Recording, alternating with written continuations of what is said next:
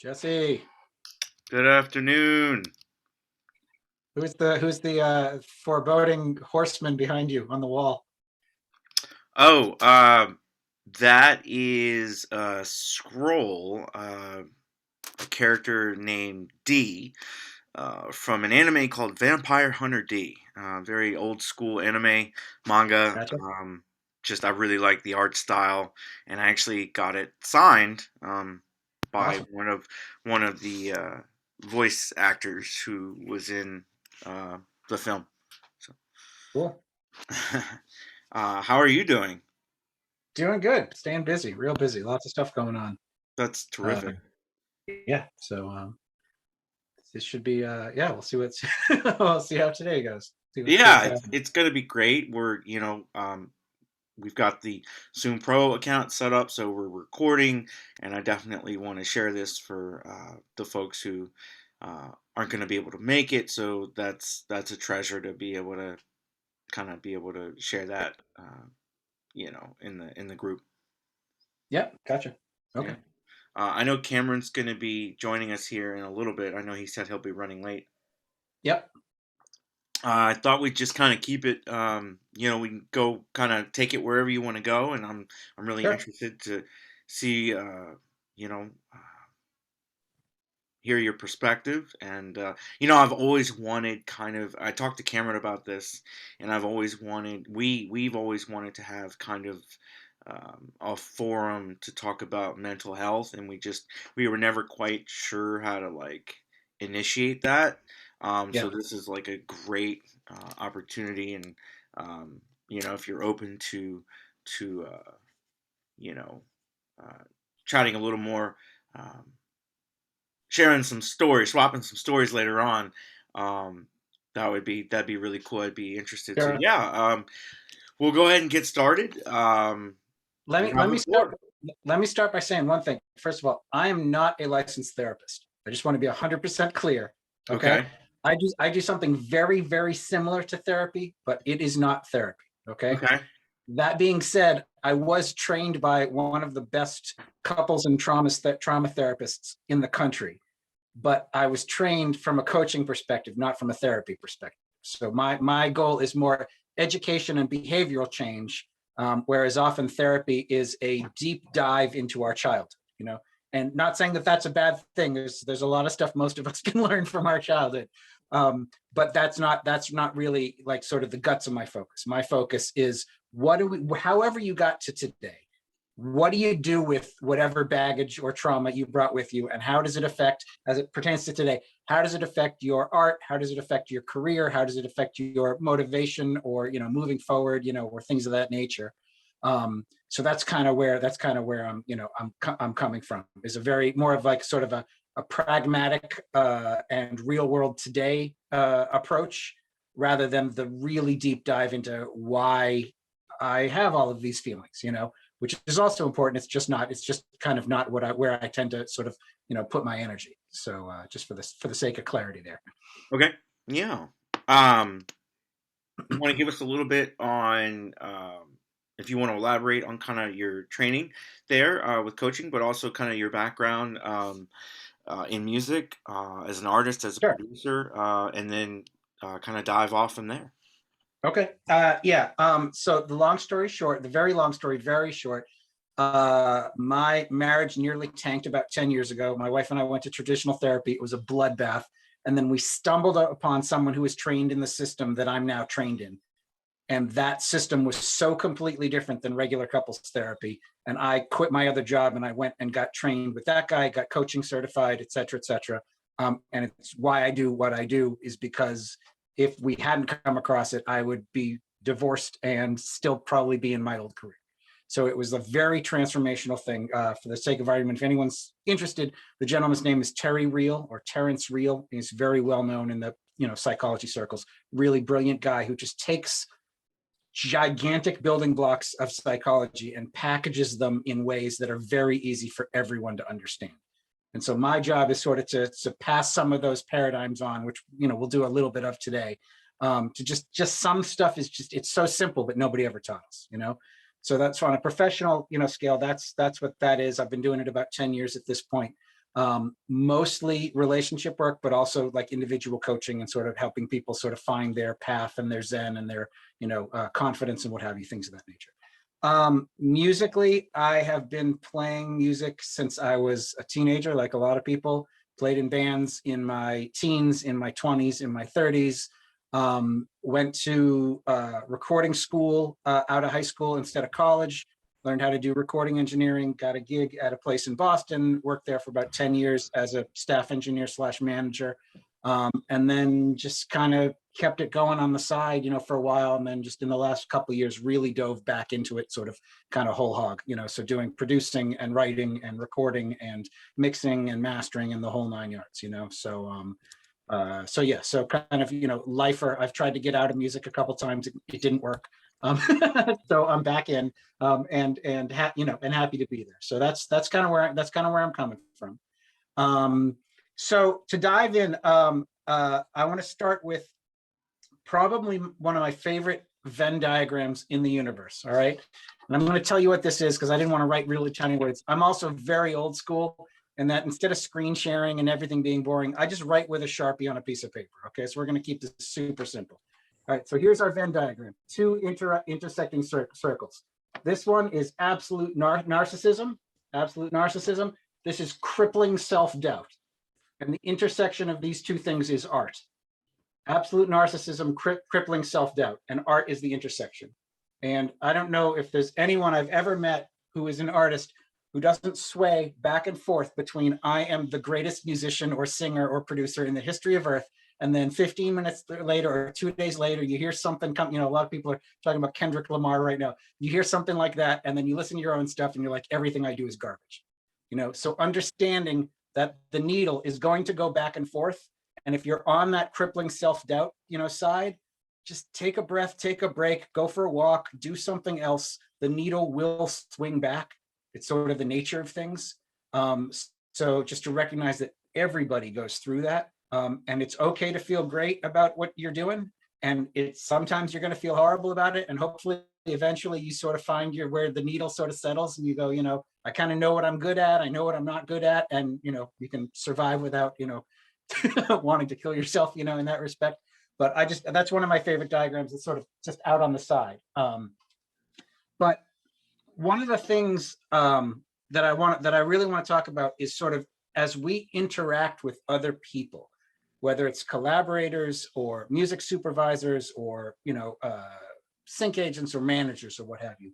I want to come back to sort of a fundamental human truth. All right. I'm going to use two very simple stories to describe this.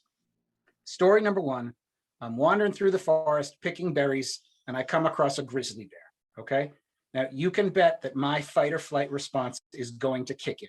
Okay. Cortisol and adrenaline rushing through my body. And it's designed to push out every other rational thought. And the only thought that part of me wants in my head is survive this encounter. Do not be killed by this grizzly bear. Okay. So push all the other thoughts out. Did I finish my laundry? Where's my cell phone? Forget about all that stuff. Am I going to fight the bear? Am I going to run from the bear, hide from the bear? Am I going to try to distract the bear by giving him my berries? I'm going to do whatever I possibly can to not get killed. Okay. Incredibly easy to understand. Other story, also very easy to understand, but less talked about. Wandering through the forest, picking berries. This time there is no grizzly bear, but at some moment I realize, oh my God, I have somehow become detached from my family or my tribe. I'm going to freeze and die alone in the cold out here, and I'm going to have that same kind of visceral response. Like I got to get to my people and nothing else is important. I got to find my people. What am I going to do? I'm going to run to the top of the closest mountain. Am I going to light something on fire? Am I going to start screaming my head off? I'm going to do whatever I possibly think will get me back with my people. Okay. Very, very simple, just like the first one. All right. And I say this because these two stories represent the trouble that we get into in our personal relationships with other people. They almost always come down to these two stories, sort of drilling down. The bear story is feeling attacked or invaded or criticized. The other story is about feeling neglected, abandoned, unseen, unheard. Okay. So you can imagine that, oftentimes someone says something that we don't find particularly pleasant, or maybe, it's an outright criticism. and it feels like a punch in the chest or a punch in the gut. You know what I mean? And really, it's not a extinction level event. We're not going to die from someone saying, I don't like your song, or I think your video is stupid, or I think your haircut is bad, or whatever it is. We're not going to die from that. But we are wired that anything that looks like a criticism or an invasion or what have you can trigger us in that manner. And similarly, we could reach out on the internet to 100 music supervisors and not get a response from any of them and feel like I'm being left alone to die out in the forest by myself. I'm going to freeze and die alone. But we are not in any danger from people not sending us back an email. It might be more pleasant. We might make more money if they do. But hopefully we are not in any actual physical danger. But if we feel neglected, abandoned, unseen, unheard, it can trigger a response in us that is a lot more extreme than what's actually happening. You know, if you, for example, someone who hadn't joined Sync Connection yet, never reached out to a music supervisor, they are alive. Then they join Sync Connection, they start reaching out to music supervisors, and the music supervisors don't respond at first. They are still alive. You know what I mean? Like nothing gigantic has changed on the survival of this person. But it doesn't mean it doesn't feel like a personal attack or like we're being cast off or neglected or, you know, or what have you. So understanding that we are disproportionately wired for criticism, attack, invasion, and disproportionately wired for feeling unseen, unheard, neglected, abandoned, because for most of human history, these things actually connected to us dying. You know, if we got attacked by an animal or by another tribe or something, we might die. If we got left alone in the forest or shunned by our people, we might die. So we are still wired that way, but something that is a lot less dangerous than that triggers us in the same manner. And we often feel it like it's we viscerally feel it, cortisol and adrenaline, like I said, rushing through our system when we feel one of these things. So it's very interesting to recognize that when we have a sense of the perspective of what's happening here, sometimes we can talk ourselves off the cliff, because if we are feeling attacked or criticized or neglected or abandoned, we may respond in a way that is disproportionate to the situation because we're feeling disproportionate to the situation. You know, we could probably all imagine not getting an email back from someone and then doing the thing that everyone says not to do, is like sending the email of like, why didn't you respond to me? And now you are being the invasive one after you feel they were being the neglectful one. And we may have two triggered people, and things get worse and not better. You know, so if we feel that we are being ignored and we do something about it, we may actually overstep into the other direction and cause a different problem because we're so focused on not being ignored or not being unseen. You want to chime in on anything, Jesse? Because I'll just keep moving like a freight train. I do at some point want to come back to the Venn diagram, and kind Let's of. do it now while it's on your mind. Oh, okay. Um, Absolute narcissism, and I think it's interesting how complete self doubt and absolute narcissism, um, and you could probably continue to break each of those circles down, each of those down. Um, I think it's important to recognize the problem with going completely one way or the other. Those two circles are about balance. Yep. And you cross over into absolute narcissism, you're either completely delusional or you've been famous for too long. And I think it's important to recognize that there needs to be a balance. That there are some schools of thought that say you have to believe that you're hot shit to become hot shit.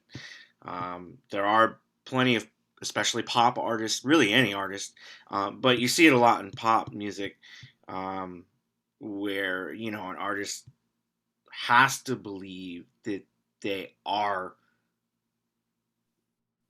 who they will become. That they are, often you see them act like they're hot stuff. because, and some people will say you have to adopt that mentality to get there. I'm sure that's true for some people, but I don't think it's an absolute uh, necessity to kind of become famous. Um, but I think that not enough time is spent talking about what happens when you succumb to the dark side of absolute narcissism, and the cost on your relationships, um, romantic, personal, business relationships. I know uh, Cameron and I have talked about this quite a bit, but it's a slippery slope to believing you're hot shit to accomplish and get where you're trying to go, and then before you realize it, you're so far down the rabbit hole that you got where you were trying to go, but you pretty much have to give up most of your humanity to get there. There's a lot of talk about dog eat dog. What were who did you screw over to get where you are? And how did that ultimately change who you would become? Because you do that over and over and over again, and it has an effect. And, you know, so I kind of wanted just to kind of shine a light on absolute narcissism, because I think a lot of artists are so focused with how to get there that they don't really spend a lot of time thinking about, well, who am I going to be when that happens? It's And is it as you're talking. is it worth the cost to, or can you accept maybe being not famous but really well established? Like, are you prepared to sacrifice fame to retain your humanity? And are you even willing to admit that that can happen? Are you aware that it happened? So yeah, just kind of wanted to put a spotlight on that. As you're talking about that, I think of two artists immediately. I think of Billie Eilish and Lizzo as people who have achieved a massive level of stardom and still managed to find the balance between confidence and humility. So in the system that I'm trained with, I actually don't use the word narcissism very much, but I do use a similar word. And I'm going to get to that word in 1 second. But imagine, if you will, that we start with a circle in the middle, and this is healthy. Okay. We want to be in the healthy circle. And on the top side of healthy, we have confident. Nothing wrong with that. Bottom side of healthy, we have humble. Nothing wrong with that. Okay. If we could bounce back and forth between being humble sometimes and confident sometimes, or being both at the same time, we're doing really good. But what often happens is we go way outside the circle. Okay. And when we go down below humble, we go to, here's your therapy term, a state of one down, or toxic shame. I'm worthless. I'm unlovable. I'm stupid. I'm nothing. It's all my faults. And when you're down here, you know it. When you're down there, you know it, because it sucks down there. What toxic shame is a lack of empathy for yourself.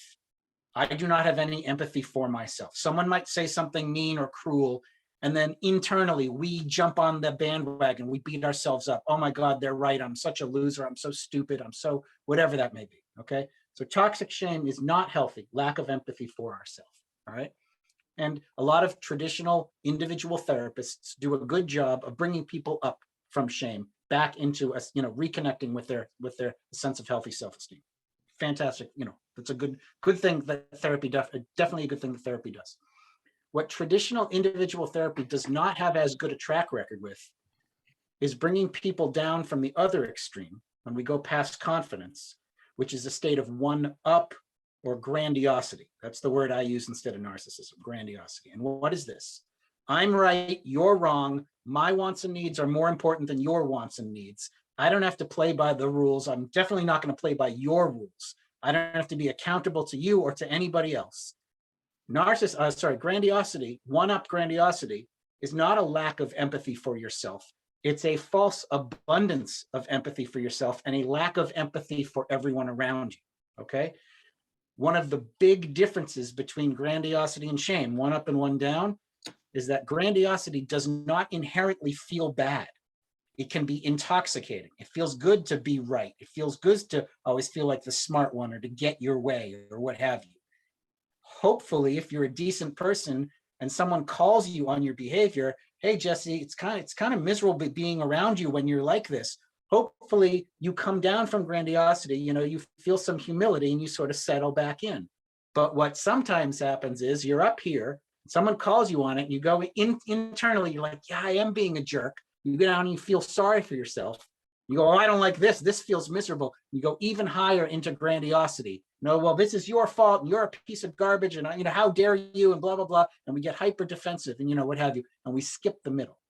And so coming back to Lizzo and Billie Eilish, just the first two people that jump in my head. The message or the vibe that they give off is it's one of confidence, but it's also one of inclusion or acceptance. You know what I mean? Like, I'm bringing you all with me. I care about you guys. There's you'll see a lot of like concert footage of Billie Eilish, just like making sure that her fans are okay when things start to get out of hand. You know what I mean? And Lizzo is probably one of the most like inspirational women on the planet right now. So recognizing, yes, I'm up here, but I'm going to try to bring you with me, is, I think, something that every artist could shoot for or try to attain. Because there is that, the Kanye, going to the Kanye place, which is a very different, granted, the guy's brilliant, but I don't know that he's pleasant to be around, so finding your Zen, who are you? How are you going to relate to your fans? Maybe you're so amazing at what you do that it doesn't matter. People are going to like you anyways, even if you're a jerk. But at the end of the day, how do you feel about being that jerk?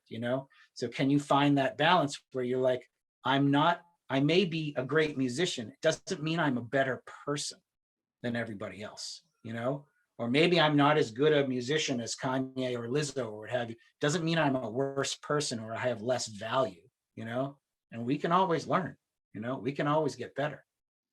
So finding our place, one up, one down, grandiosity, shame, as it relates to other people, is a huge piece of sort of kind of finding, our place on the journey,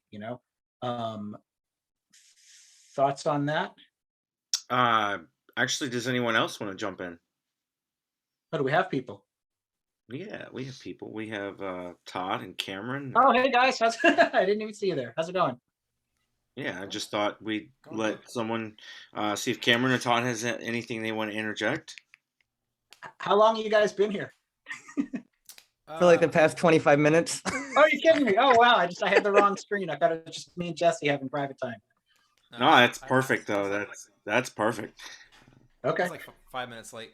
So I've been here most of the time, I think.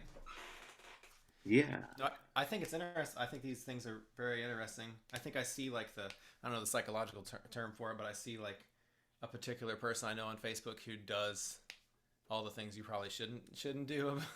like a person that promotes their music with guilt. Be like, I worked really hard on this. So I don't know why more people haven't checked this out. Yeah. And I don't know what that's considered. I don't know if that's a grandiosity thing, but it's just a... Well, it's interesting. I mean, we could go a hell of a lot deeper, but there's it's a blaming, but it's coming from a place. It's like, we could go a lot deeper into this, but it's coming from a place of feeling less than. Yeah. But it's coming off in a superior manner. It's sort of playing both sides, so both sides of the thing. Like, why don't you guys should love me? Why don't you love me? Can't you see how amazing I am? It's playing both sides of the coin. And the reality of it is that the farther we get from the center, the closer these things actually start to resemble themselves. You know what I mean? Is that grandiosity is often a defense against shame.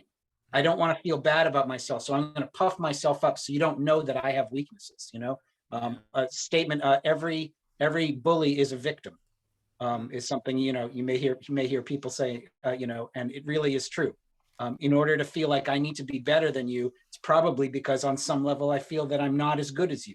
So I need to overcompensate, whether that's, in art or in life, who knows? Yeah. That's also very passive aggressive, I would call it. Using guilt to, Yep. yeah, that's textbook. Just, Yep. yeah. Um, So to take this the next level, and this is actually my favorite level, okay? So something happens. I'm coming back to the bear and being left alone in the forest, to freeze and die alone. Something happens as we interact with somebody else, a co-writer or a music supervisor or whoever it might be, band member, and we get triggered. Okay, I feel criticized or attacked, or I feel neglected or abandoned or what have you. And when I say there's a release of cortisol and adrenaline and things like that, I'm not kidding. Like our body actually releases stress chemicals as an overreaction to a situation where we're not actually in danger. And I remember when the first time I came across this, and the person we were working with, she said, she's like, Eric, so imagine you walk into the kitchen and you see that look on your wife's face and here we go again. She says, I'm not interested in what you're feeling like emotionally in that moment, but I want to know what you feel physically in your body when you see that, when you're like, oh boy, here we go, we're gonna have the same fight we always have. Like, what's it like to be you when the danger signal goes off and your body like releases the stress, the stress chemicals. And what was so interesting to me was that I had experienced this hundreds of times with my wife and with other people before her, and what have you, going all the way back to when I was a little kid. But nobody had ever asked me that question, and I never actually processed what am I experiencing. I just experienced it on autopilot. And so I thought about it and I said, all right, I don't know if this is what you mean. I said, but so I walk into the kitchen, I see the look on my wife's face. I know we're gonna have the same kind of fight we've had 100 times before. I said, you guys know those green Hulk gloves, like the 70s toy, that big giant fist? Imagine one of those was lit on fire. And I was like, I feel like I see the look in my wife's eyes, and I feel like I've been punched in the chest with this molten, burning hot glove, and the whole top of my body gets warm. And even though there's absolutely no reality to this other part, I feel like my ankles are together, my arms are by my side, and I've been picked up by the scruff of the neck and deposited in the town square for my public shame. Okay. So I get this hot punch in the chest, and then this feeling like I'm on trial. You know what I mean? And person I'm working with, she's like, yep, that's exactly what I'm talking about. And she says, so what do you do when that happens?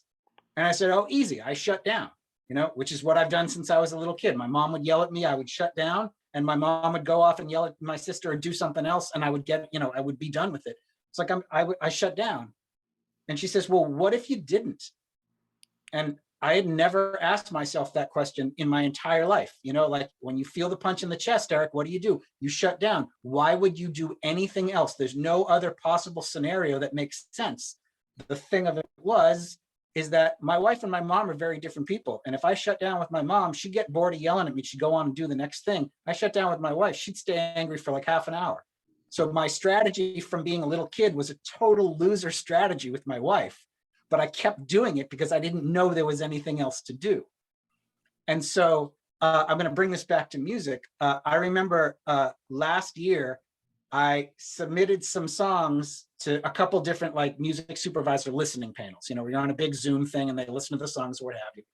And one of them put the song, got played, and they were like, oh, this is great. I can see this being placed in this and blah, blah, blah. And I get that real like warm, fuzzy feeling. And then a different one, play another song that I thought was just as good.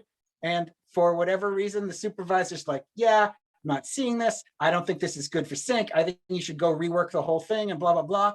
And I remember not only experiencing this, but noticing that I was experiencing this because I did not expect it. So here's some stranger giving their opinion of my song. I'm not in any danger of death. And yet I feel this punch in the chest, hot feeling. And like I am on trial in front of the, like the town square. This town square is a bunch of Zoom musicians, you know what I mean? And I remember thinking like, Eric, don't shut down, don't get passive aggressive, you know what I mean? And I was just like, I appreciate your feedback, what have you. And the feedback wasn't wrong, it wasn't bad. It was just one person's opinion, But it was so interesting to be like, I am being kicked, I'm being banished from the tribe of good musicians by this, by this one thing. And I'm feeling it viscerally, like this is like a bear is attacking, you know what I mean? And so recognizing that it does not have to take something so extreme, but that for me, this Hulk glove, this punch in the chest, this is the calling card where normally I would shut down or I would get defensive or what have you. And if I hadn't done the work, I probably would have shut down or gotten defensive and done something that, would not have been particularly professional. But having had this training, I was like, oh, Eric, there's that punch in the chest feeling. Just take a deep breath. Everything's going to be fine. This is not the end of the world. It's not even the end of these relationships. You know what I mean? And so the $1 million question I have for anyone who wants to answer it is, when you feel attacked or when you feel abandoned, how does it physically manifest for you? For me, it's this warm punch in the chest. Other people, they get a pit in the stomach, a lump in the throat, shoulders get tight. You start to feel antsy. You can't sit still. Your brain's moving 1,000,000 miles an hour, or it turns to absolute sludge. I find, because I've talked to a lot of people about this, one of two things or a combination of the two happens. Either I physically feel it, or I have some sort of mental construct. Like I'm only 4 feet tall and I'm drowning in a 5-foot deep pool, or my ankles are tied to the train tracks with like knotty rope, and an old tiny locomotive, like straight out of like a Looney Tunes commercial, is coming straight for my face, or again, I'm chained and the floor drops out and I'm falling into a Houdini tank, but nobody taught me how to get out of the chains and get out of the tank, And so this rush of like some strange vision, oftentimes it's something you've never actually experienced, and or a physical sensation. And then we tend to do the same thing that we have done since we were little kids when that happens, So if, you're whatever, having a conversation with a bandmate or a collaborator and they don't like your chorus or what have you, are you going to throw away the whole relationship because you're feeling attacked? Or can you take a breath and go, oh, when I feel that punch in the chest feeling, when I feel my, like my neck get tight, I need to realize that my body thinks I'm under attack. I'm actually not in any danger. And can I just like go take a walk for 2 minutes and come back and address this like an adult, instead of getting like taken down, you know what I mean? Like just rolled in and like all of a sudden we're like 5-year-olds again, So my $1 million question, if anyone is, willing to answer it, is when something starts to go bad, what is it like to be you? What happens? How does your body send the signal out that sort of sets you off on the wrong path?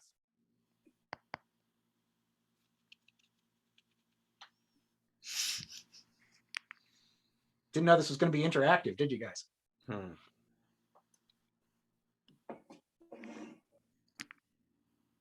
I would say that I am kind of like how you are, Eric, where I just shut down. I'm like, screw it. I'm just going to move on to something else because forget you. But like you said, and this is something I've been learning myself, and actually I apply to a lot of things where I'm like, did I go to the hospital? Did I go to jail? And did I go to a coffin? Well, then it's not that big of a deal. Yeah.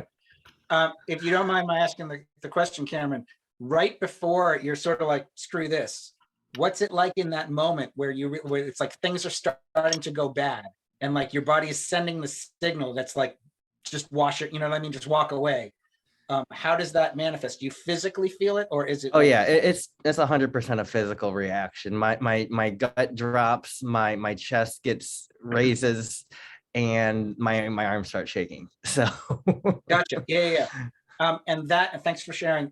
That when that happens, that's the indication that I should take a break, because whatever I'm going to say or do in this moment is probably not me putting my best foot forward, So Yep. Find the excuse or find the reason. God, I always forget the guy's name, but that the visceral reaction. Oh God, it's not Bill Cosell. Bill Russell, Celtics coach from the 70s, I think, was famously known that before every Celtics game, he would throw up. And it was so predictable that the team we're like, we can't go out on the court. Bill hasn't thrown up yet, And so this is like his fear of maybe embarrassing himself or making a mistake or, what have you, blah, blah, blah. But he understood that this signal from his body was a false signal. You know what I mean?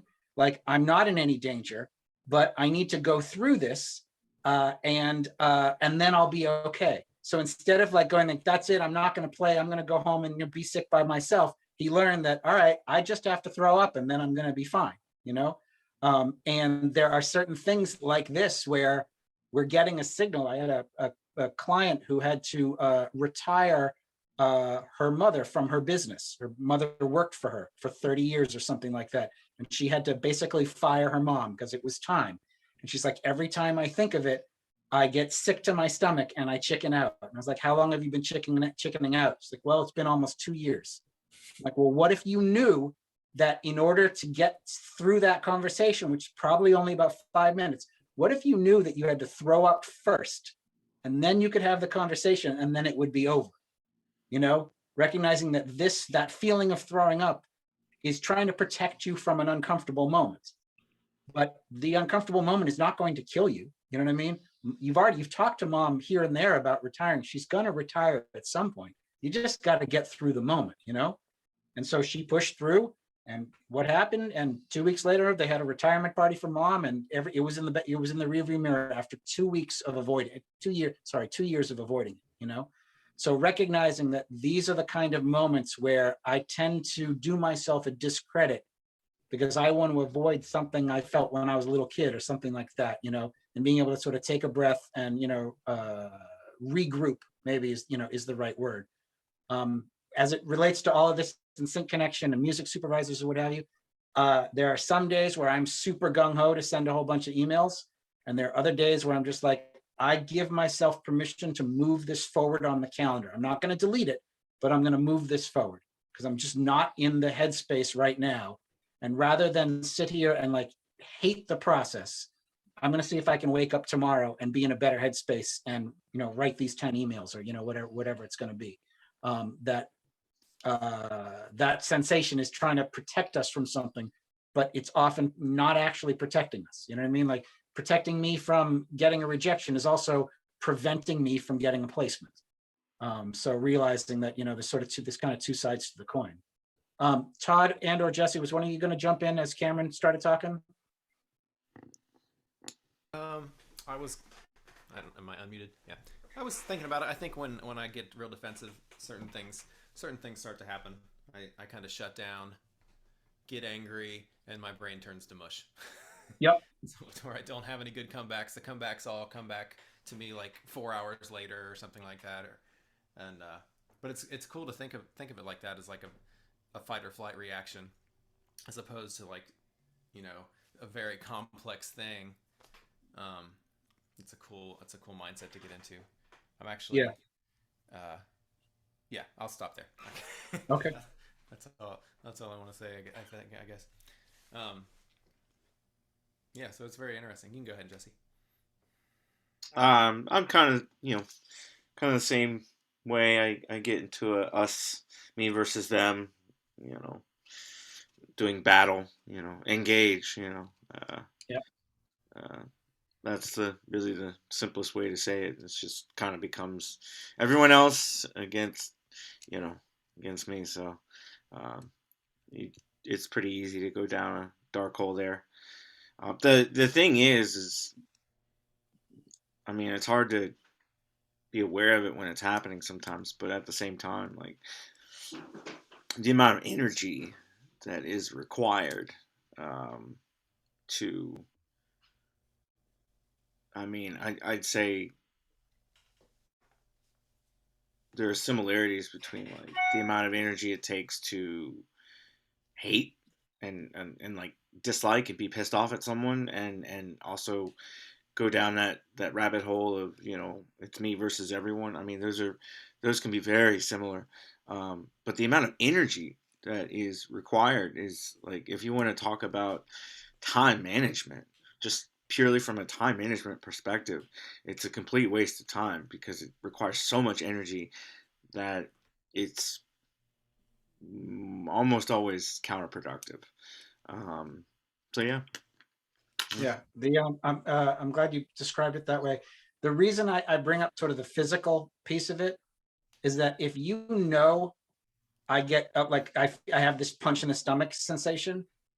If you recognize, oh, I'm feeling that, the next question is, how long do you need to detach from this situation before you are in a good headspace to approach it in a different way? Some people, it's 5 minutes. Some people, they might need the rest of the day, you know what I mean? Or I can't even process this until tomorrow or what have you.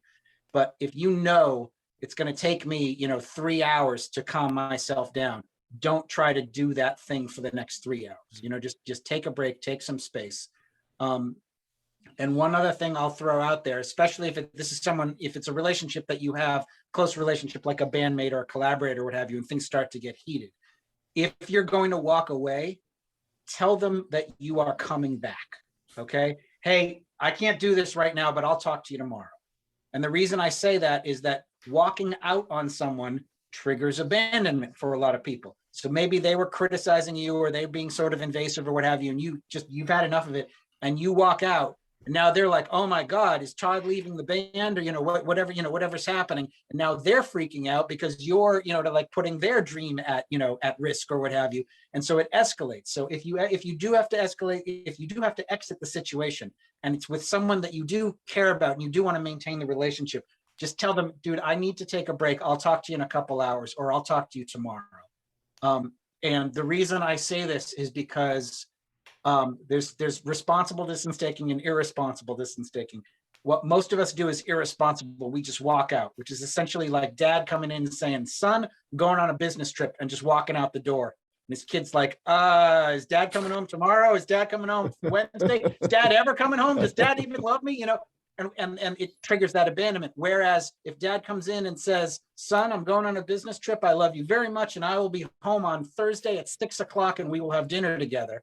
Kid may be sad that dad's going away, but when dad comes home on Thursday at 6 o'clock and they have dinner, all of the abandonment stuff disappears. You know what I'm saying? So if you've got to walk out of band practice or out of a collaboration session or whatever it might be, dude, I need a couple hours. I'll call you tonight. I'll call you tomorrow morning. We'll figure this out. So that person isn't escalating and like blowing up your phone or, whatever it is that they're going to do when they feel abandoned when you walk out, So recognizing there's the attack, invasion, criticism side, there's the neglect, abandonment side. And often if we feel one way, we may be doing something that results in the other person feeling the other way. And we get stuck in this circle that is just, just destructive and really hard to get out of if we don't sort of see the forest for the trees.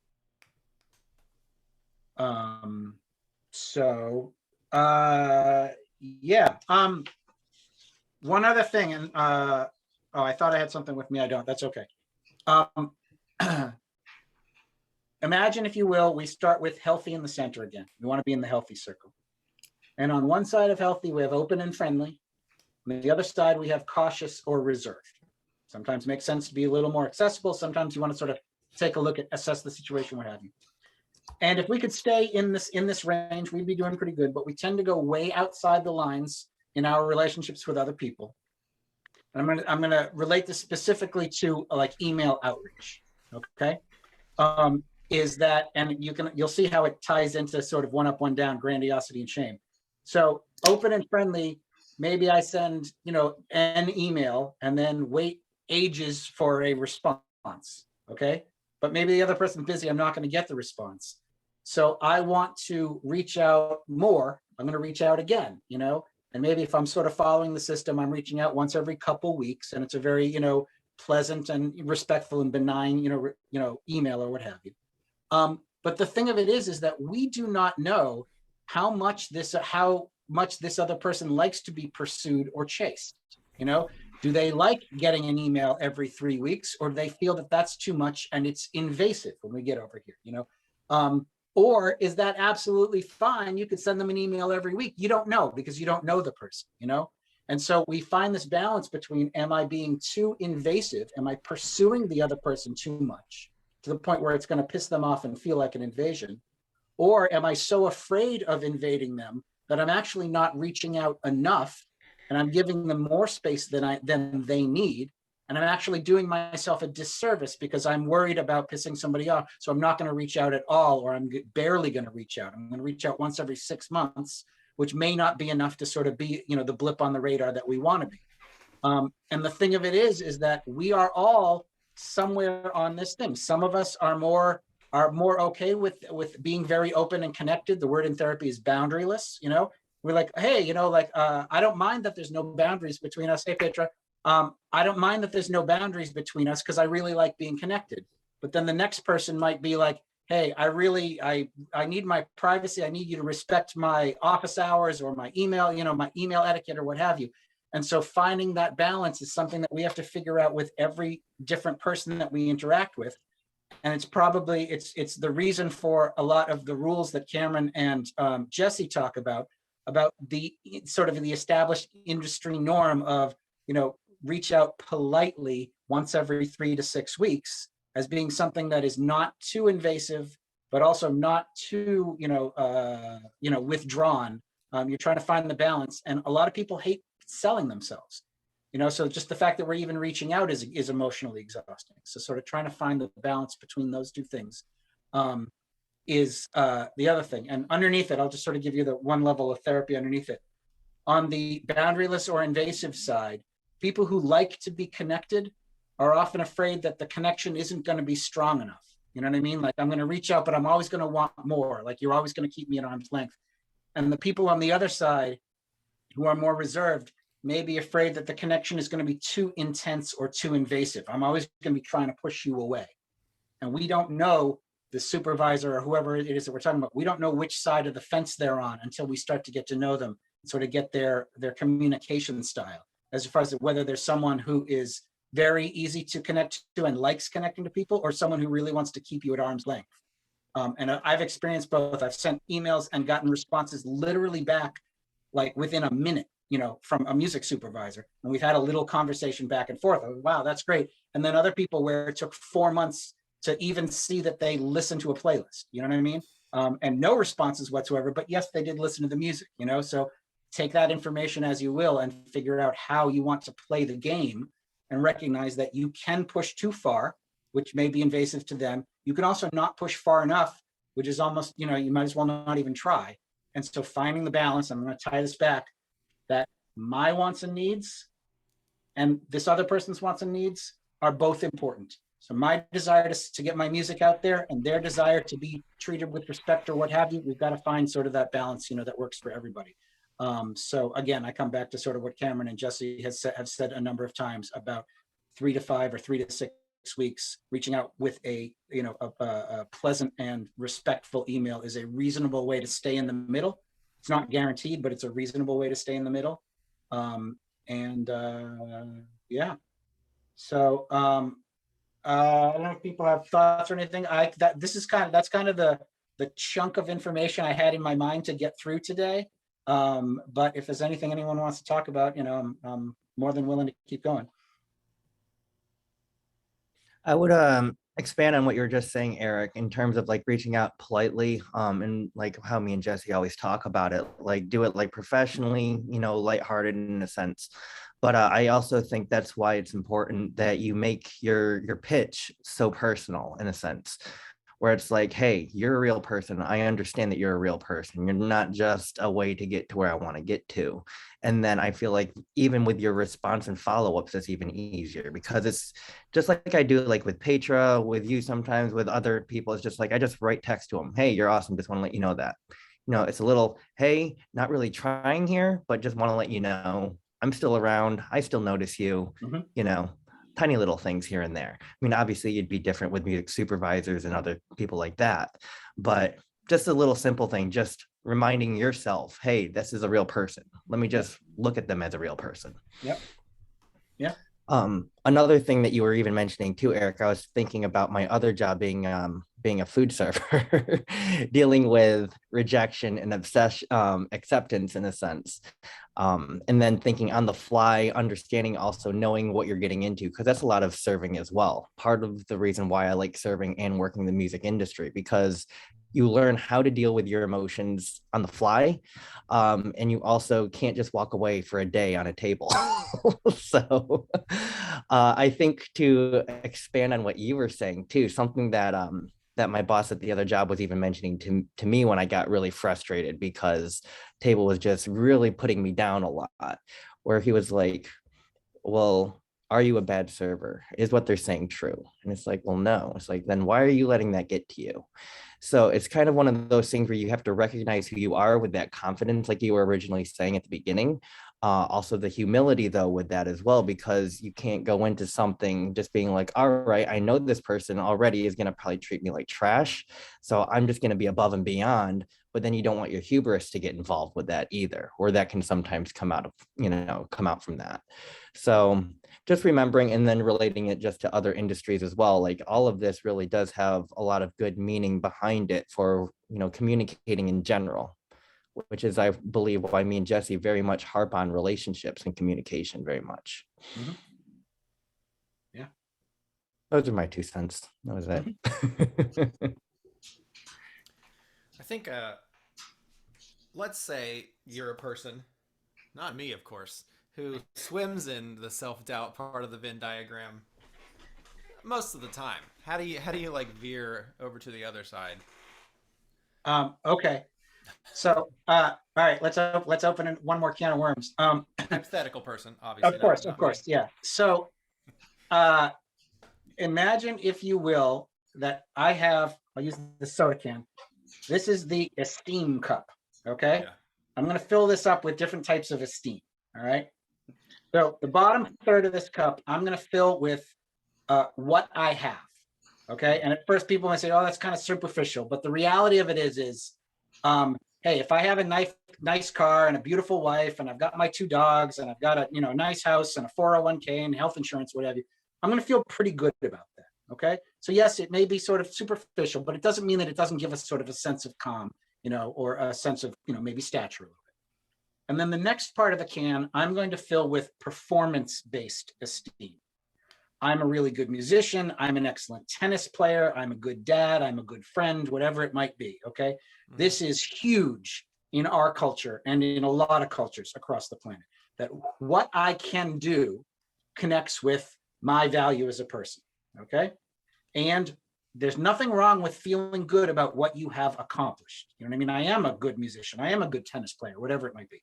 Mm-hmm. And then finally, top third of the can, what others say about me.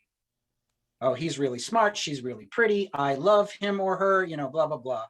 And there's no doubt that feels great when someone else compliments you. I think part of the thing, a lot of the adoration of fans, or winning a Grammy or an award or something like that, the acceptance from the other people. This is like the opposite of what I was saying earlier about being abandoned by your tribe. This is being embraced by your tribe. Oh my God, he or she is such a great musician, or such a, whatever. They're so good. They're so smart. They're so pretty. I love them. Feels really good. It's like the opposite of being rejected. So we get, instead of cortisol and adrenaline, we have serotonin and oxytocin flowing through us, and it's awesome. Okay. So what we have, what we're good at, what other people say about us. Okay. If we've got these 3 things firing, it seems like we're doing pretty good. The thing of it is, the esteem cup is actually twice as big as I started describing it as. And the bottom half is all external sources of esteem. Okay. This comes from outside, and it can disappear in a second. I remember a really good friend of mine who was finishing up her master's degree at college, and she was swimming in the pool one day, and she forgot where the end of the pool was, and she hit her head on the end of the pool at full speed doing the backstroke, and she couldn't think straight. She had difficulty with bright lights and loud sounds. She couldn't turn on a computer. She had to drop out of school, and all of a sudden, everything from this can was gone. What did she have? Her education, her apartment, her school life, gone. What could she do? She couldn't study. She couldn't, you know what I mean? Like she moved back home to her father's basement because she couldn't deal with the world. What do people say about me? Well, they used to say, oh, Susan's so pretty. She's so smart. She's so successful. Now they're like, oh, poor Susan, So all of a sudden, everything from this bottom half just disappeared. And thankfully, she was studying psychology and things of that nature. So she sort of understood the top half. Top half is self-esteem. And one of the big things that so many people don't realize is that esteem does not mean confidence. Esteem means compassion. Self-esteem is self-compassion. That is the definition of the term, which is very different than self-confidence. And self-compassion is, I treat myself with warm regard. Okay. I hold myself warmly and tightly. And also, I give myself the same breaks I would give a friend of mine, or I would treat myself the same way I would treat a friend if a friend was going through something difficult, you know? And what is really interesting is that self-esteem, we can just choose to treat ourselves warmly. It may fit like a, you know, like a new pair, like a weird pair of pants, you know what I mean? It may not feel normal at first, but choosing to hold ourselves in warm regard is a choice that we can make. And if you understand that it's not confidence, it's compassion, you know? If your best friend was going through exactly what you were going through, how would you treat your best friend? And are you treating yourself that well? And oftentimes the answer is no. You know, so if you say, I'm just going to choose to treat myself the same way I would treat my best friend if they were going through this, okay? Often that compassion breeds the confidence or will pull us out of the hole. You know what I mean? And now we're ready to take on the day or to not procrastinate or what have you. Go, you know what? Even if I saw something on I don't know, TikTok or Facebook the other day that I've seen before, but it was great to see it again. It was a sales guy saying, most times you may have to reach out 100 times to get a yes. So if you know that that's what the equation is, then go out looking for 99 no's and know that that's sort of the way that it's going to go. Like, this is the way this game works. If you go out and you get one no and you're defeated, there were 98 other no, you know what I mean? Like, that's not the way this works. There's a lot of rejection. It's not personal. It's, you know, some of this is a numbers game, you know? So it's like, I'm not a bad person or terrible. Other people get rejected. It's part of the thing. And I'm going to keep going, and I'm going to feel confident about the fact that someone is going to say yes at some point. And it reminds me of, I remember running into a musician years ago who had just gotten to the point where she was able to hire a full-time personal assistant because her career had started to take off. And I said, you know, like, how did you get here? You know, what happened? And she's like, I'm just doing all the same things that everybody's doing. I'm playing shows and I'm releasing songs and I'm putting stuff on the internet and blah, blah, blah. And she's like, I just put enough pots on the stove and eventually one of them boiled over. She had the theme song on a like HGTV show. People started Shazamming it, and all of a sudden everything took off from there. And she didn't know that that was going to happen. And she didn't know that that show was the thing that was going to start to be that she actually made money. But she just kept trying, you know? And so part of that was not getting disappointed that the other 50 pots on the stove hadn't boiled over and made her $1 million. You know, they were all making her 12 cents or they were costing her money or what have you.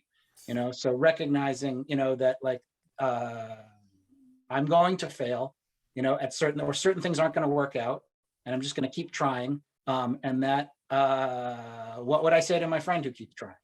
You're doing great, man. You know, I can't believe how much strength you have to keep doing this, you know. And one last concept is sort of, is Malcolm Gladwell's tipping point, is that it starts and it's all of this effort and all of this effort and all of this effort and all this effort. And this is the point where people give up, which is usually right before all of the effort pays off. You know, so recognizing that, yeah, you know, I got to write the songs and master them and, you know, do this and get feedback and do the metadata and reach out to people and not hear anything back and, you know, blah, blah, blah.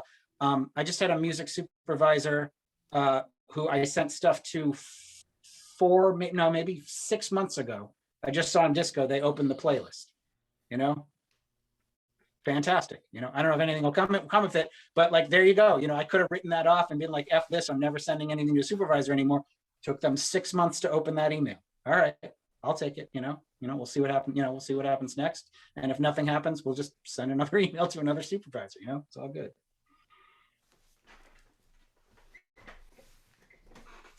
Thank you.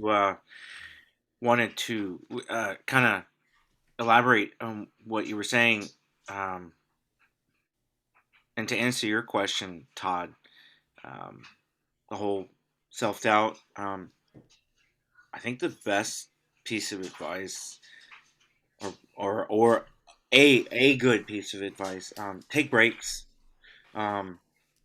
Whether it's a day, a week, a month, you need to take a year off from music, so be it. I've known people who take extended time and just say, I need to just stop. And then they come back and they're refreshed and they're re-energized and they can think straight. Take breaks. I think probably quite a few of us here are workaholics and kind of addicted to that rush, getting stuff done, being productive and increasing our network and our brand value, and but take breaks, because that pull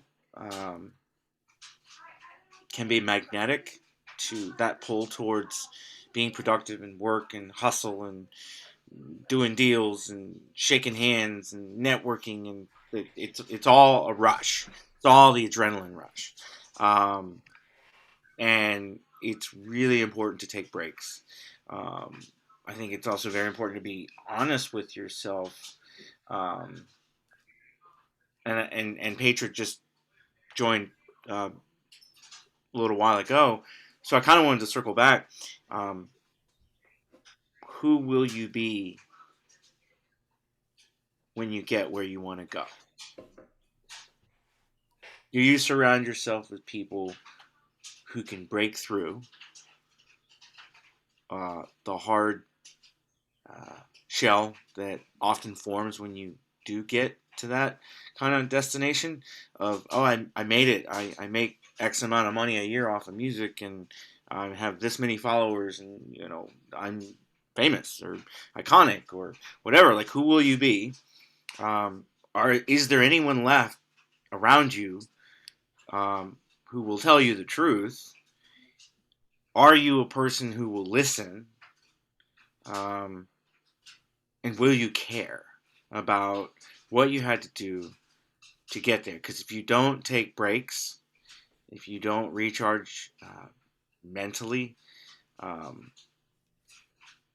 it's really easy to fall down a hole and just get buried with work, because it just becomes about connecting one success into the other, and it becomes habit, and you get high off the rush, and you keep saying, well, that felt good, I networked, it turned into this opportunity, I'm going to keep doing that. And then you keep doing it, and you keep doing it, and then it snowballs.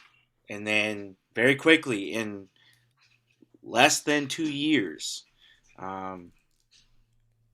you can become an entirely different person. If you didn't take breaks, if you didn't put at least some people around you who could get through to you when you've kind of not just started changing, but already quite changed. People in this room have different goals of where they want to go, but allow yourself for a moment to consider, what if you don't make everything you want to make happen for yourself? Like, what if you don't get to wherever your goals are? What if you don't make it? What if you don't get there? What if you don't achieve every single one of them? But what if you're better off for it? What if your humanity is intact? It's largely overlooked. I can only kind of speak from my own experiences, but you get in that rut, you get in that habit of got to be productive 100% of the time. You never take breaks. You encounter enough opportunities that force you to compromise your morals, your ethics, your principles, and really, you will change very quickly. And I think that, especially with the younger artists who haven't been alive quite as long, and it's not necessarily untrue for anyone, but I feel like there's a certain age where you've been through enough shit where it's not about oh, look what I've been through. It's about, oh God, oh, if only I could talk to myself from 10 years ago or however many years ago. So I just wanted to mention, kind of take breaks, think about who you will become if you get where you're trying to go. Put people around you, make sure that by the end, you can actually name friends that you have that are not on your payroll. Jesse, it's as you're saying that, I've worked with a couple reasonably famous musicians individually in my business over the years, and one particularly uh, ascending, really good guy. Got to what he thought was the goal, which was playing 100,000 seat arenas around the world, Australia and South America, what have you, and realized that the goal that he had thought was the goal for his entire life was empty and shallow and meant absolutely nothing. And got off of that tour and moved back to his hometown, which was nowhere. You know what I mean? Moved back to some little hometown and reconnected with his friends from high school who had kids and jobs and what have you, and plays like Thursday and Friday nights in a jazz band for like 12 people, at the local thing, and is happy as a clam because it took all of that to realize it's not the destination, it's the journey. And he thought it was the destination. And the reality of it was the reason he got into music when he was 17 years old, playing in a metal band or whatever he was doing when he was, that age, was I liked the camaraderie of creating music with people. And when it turned into a job and it turned into a responsibility and this and that, and he was, just fulfilling a role that, he's in front of the stadium going, I know 20 guys who could do exactly what I'm doing and no one would care that I got swapped out of this and somebody else got swapped back in, is when he said, I'm not taking the next tour, and moved back to, Smallville, whatever state he lived in, and played in a jazz band. And I talked to him last week and he's perfectly happy doing what he's doing. You know what I mean? He's happy he did what he did. He has fond memories. He liked the travel, but remember on your way up, the way up, this is it, or this is a huge part of it. There may be a moment where you win the Grammy or what have you, but most of it is journey, not destination, So enjoy the destination, enjoy the journey. In case the destination doesn't happen, or just in case the destination sucks. And be prepared to redefine the word up. Because what you think up is right now, like, oh, I'm up there, may not be what you define up as 2 years from now, even. I mean, it does not take much time. Cameron knows the story. Eric knows, a little bit of it. I don't think you know much of it, Todd, and I'm not sure, Petra, so forgive me, if it's a little bit redundant, but, for contextual reasons, I'll mention a few specifics. I worked, I worked for a celebrity DJ, and he was called a legend in his own time and played on Mount Everest. And I thought it was a dream come true to go work for him. I'd looked up to him since I was like 12. So I put the question to you, if you could work with anyone you wanted to, and you got to, people have said to me, in sharing your story, you might share that story with 100 artists, and either they won't hear you, they won't understand how to listen, or they won't care. And you may only make a difference in one person's life. And I'm like, it will have been worth it. And I, at the very least, don't want kind of any of the artists that I collaborate with to ever say, well, no one told me that this could happen. Like that right there.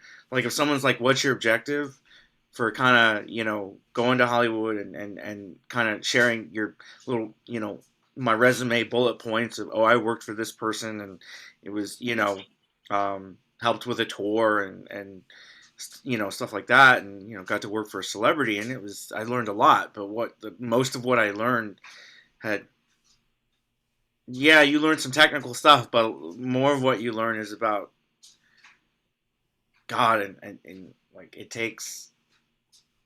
I got lucky that I still had people around who smacked some sense into me at the end, because I had changed. I had changed a lot in a remarkably short amount of time, because I will tell you, I was out with some DJs for drinks the other night, and I shared a little bit of this story with them, and one of the DJs said, well, why didn't you just quit? Why would you take the abuse over and over and over again? And then slowly but surely be changed by it, and then you start to become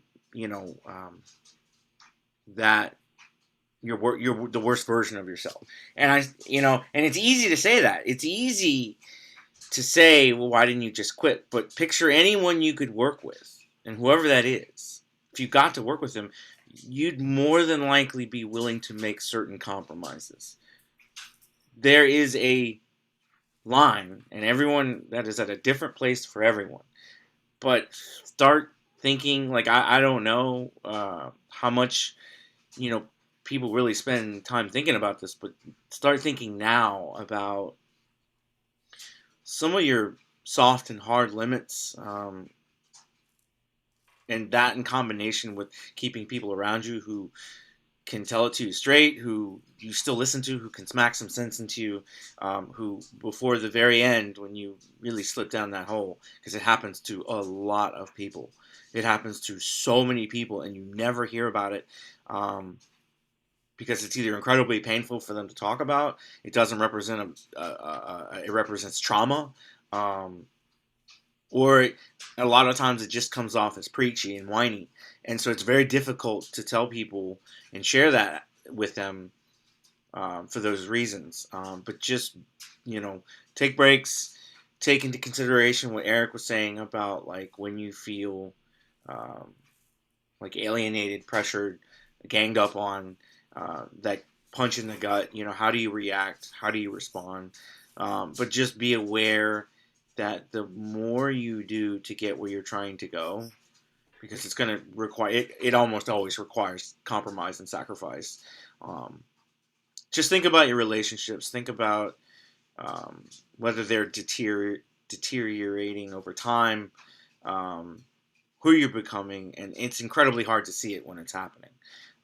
But just really, I'm happy if you can say, if you can't say, well, no one ever told me this could happen, I'm happy, because at least everyone can be aware of what can happen, and how important, being like Eric's friend. That's what I did. I quit working for the label. I quit working for the VP at my college. I did, I went, LA was all kinds of bad for me.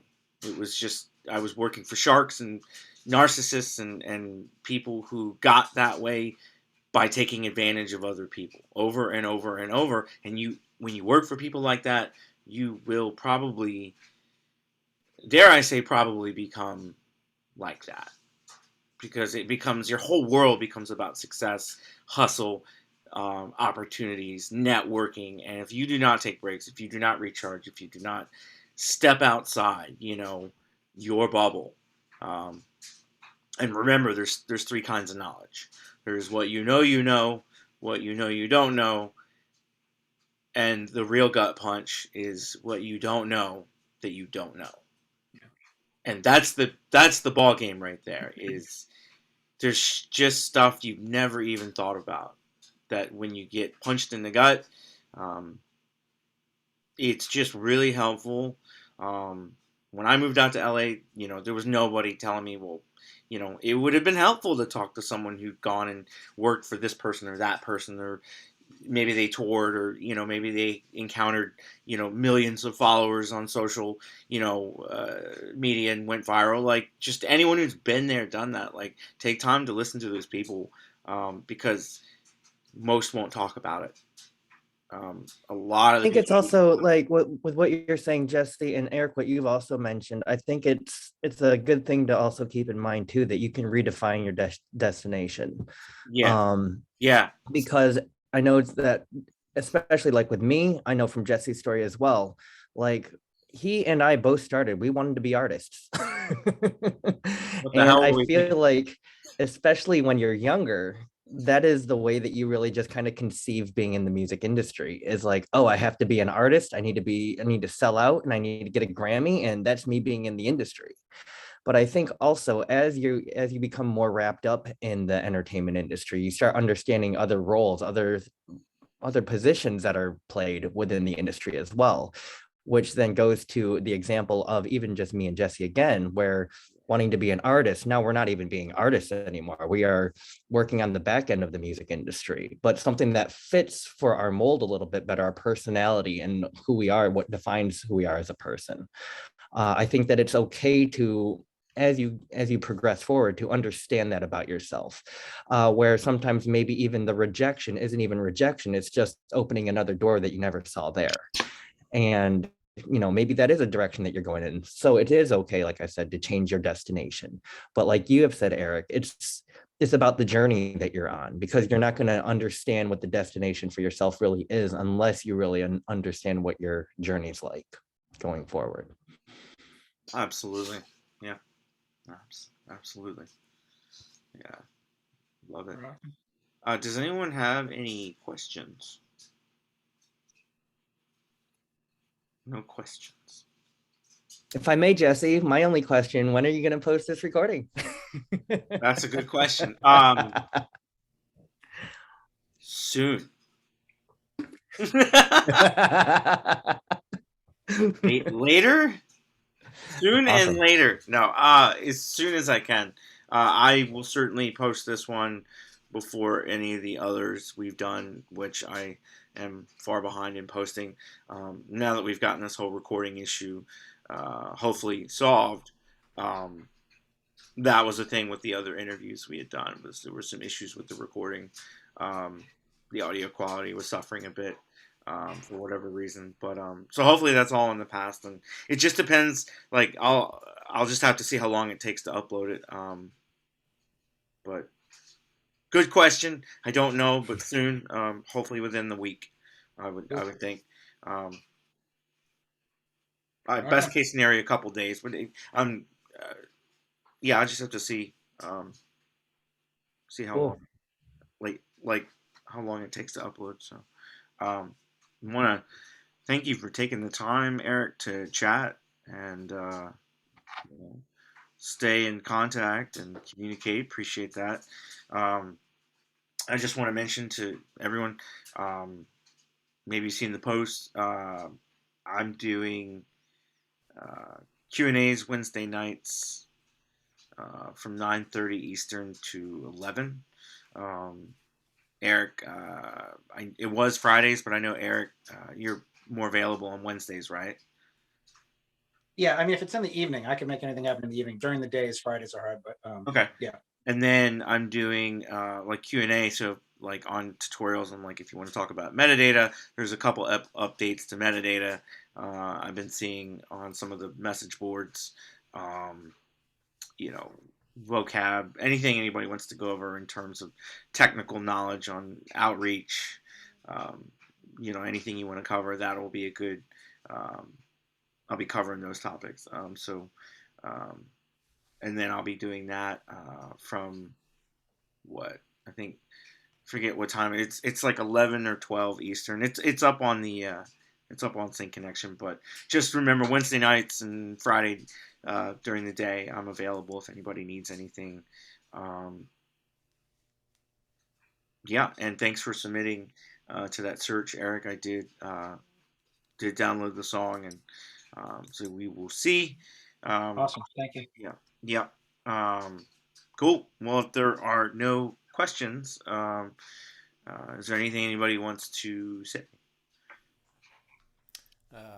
Thanks for doing this, guys. I appreciate it. Sure.